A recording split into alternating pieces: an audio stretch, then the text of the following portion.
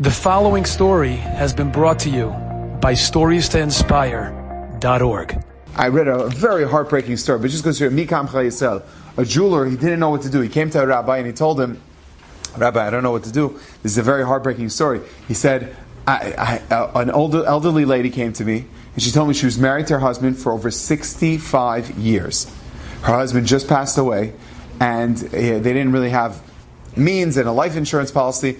And to make a long story short, she really didn't know what to do. So she went to the jeweler and she came to him and said, the only thing I have of value is my diamond ring that my husband told me he saved and saved and saved, and he got for our 20th or 50th anniversary, and it was a big diamond. It was a very large jewel, and he said it was around like $100,000. It was a pretty. So can I please pawn this so I could afford for my room and lodging, that I could at least afford to live out my last years. So the rabbi says, yeah, so what's the question? He says, Rabbi, I took one look at it with my loupe, and I'm looking at it. It was a fake. It was a total fake. It was glass. What do I do? She's expecting $90-something, $100. I mean, within that range. It's glass. You could literally get it at a toy store for $20.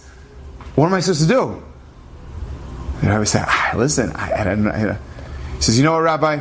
I know what I should do. You don't need to answer me. And with that, he got up and walked away. The rabbi was like, okay, do you want to tell me what you're going to do? No, I'll tell you afterwards, Rabbi. The next day, he came back to the rabbi, and the rabbi says, knew what happened? He says, Rabbi, I gave her $100,000. You gave her $100,000 for a piece of glass? He says, Rabbi, I couldn't break an almana's heart. I could not break this widow's heart.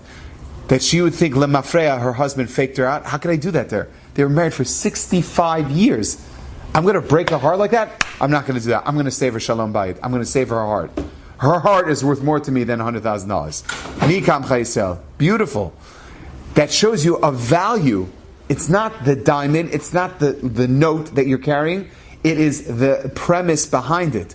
However, mitzvot, totally different. The mitzvah that you have, ner mitzvah, torah. The mitzvah is a light. It gives illumination. It gives warmth. It gives hope. It gives meaning. You feel good about yourself spiritually. It's a gasoline on your neshama that's infusing it with something. Do a mitzvah. You just do it already. Like we tell you, Nike always says, just do it. Do mitzvah. Just do it. It has an intrinsic value. Borei Olam loves us so much that He gives us mitzvot, that not only is that the currency for Olam Haba, but it also has an intrinsic value. It's not a worthless note. It's not something that you got a shiny rock that they mine in Africa. It means something. There's something to it. There's a spirituality enveloped in that when a person does that. Enjoyed this story? Come again. Bring a friend. StoriesToInspire.org